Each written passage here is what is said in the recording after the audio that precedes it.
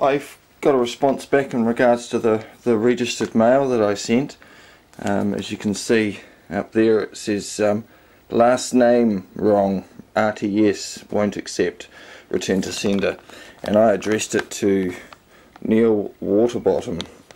Okay, this was attempted to be handed to him on the 8th of September, according to their records. So yeah, as you can see here on the date, 8th of September is when they tried to do that. I received it back yesterday on the 18th, or sorry, yesterday on the 18th of September. So yeah, and it was sent back to me. Alright, so there's the original receipt, just saying when it was posted, in case it's required for some reason. But what I am going to do is, as you can see, the seal hasn't been broken. I'm going to open it. Now what I found out, just keep that for my records. Now what I found out was that when I went back and reviewed my own videotape of the incident, and you can see it still hasn't been opened, still got the address, and again Neil Waterbottom. So I went back and had a look on the tape, and I had misheard.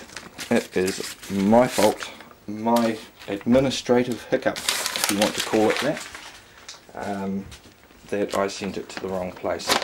So in the envelope here still, I'm just going to pull out the label if I can. So, and what we have here is we have the original letter that I initialed and did all the rest to. There's the original, and that was a 3-page letter. Alright. That was dated, just so we're on the same page here, that was dated on the 5th of September. We also got the PCN notice back that I sent to him, and 3 of my notices.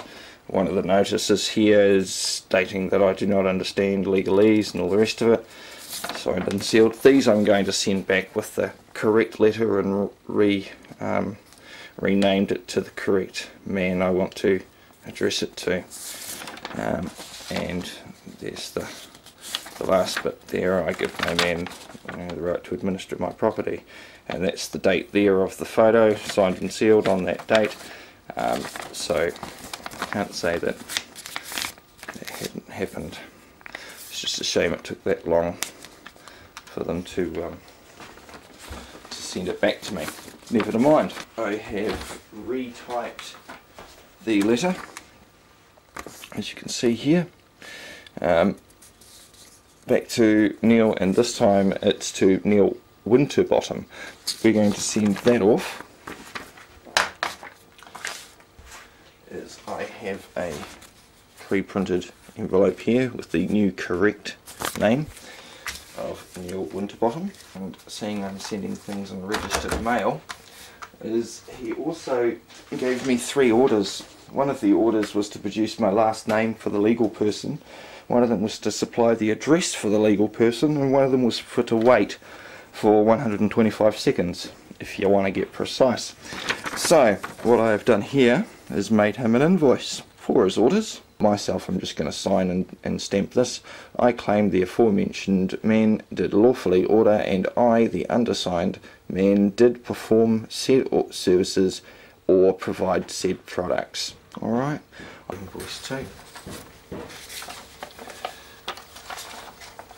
Alright, so he can have it all just for him.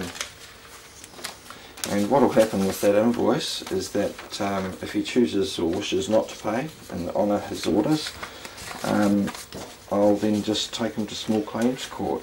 I can happily prove, I've got the videotape, I can happily prove that he did order me to do those things. I did make sure that it was an order, So there's no dispute. So that means basically I told them 21 days. I told them to respond by the 13th. So that's exactly 21 days, plus I'm giving them 3 days also for postage, because you've got to allow for the postman. So yeah, 21 days is precisely to the 13th, and then I gave him 30 days to respond, or just to make the payment. Now if he doesn't make the payment, what will happen is that I will just send him a reminder for the invoice.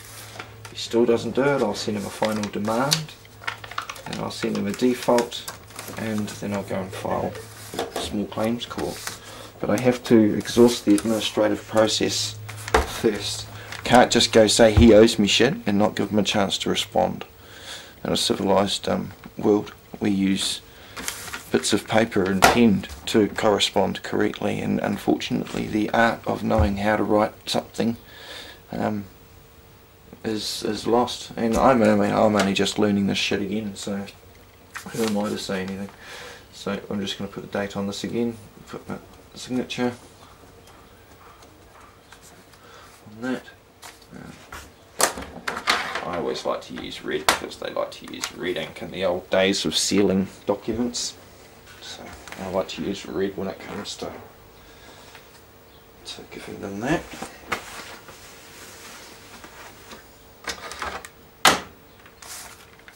Okay, so that's him. I'll just put here the return address is Mark.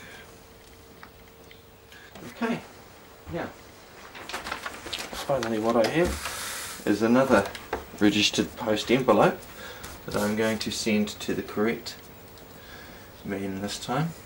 So this is going to Neil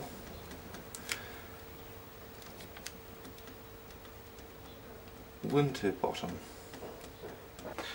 Okay, so that will just go through as normal, all things going well. Groovy. So we have Neil Winterbottom. Okay, we have that all sealed in there, ready to go. I'm going to put this in the envelope.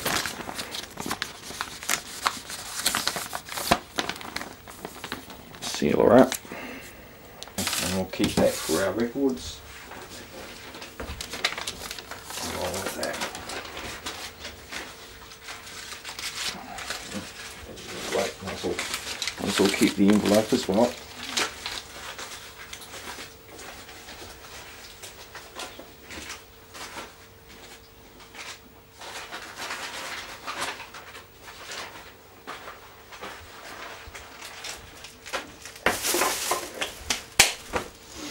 Right, so we'll just fold that over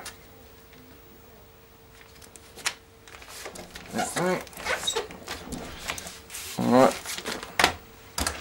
so that's them sealed.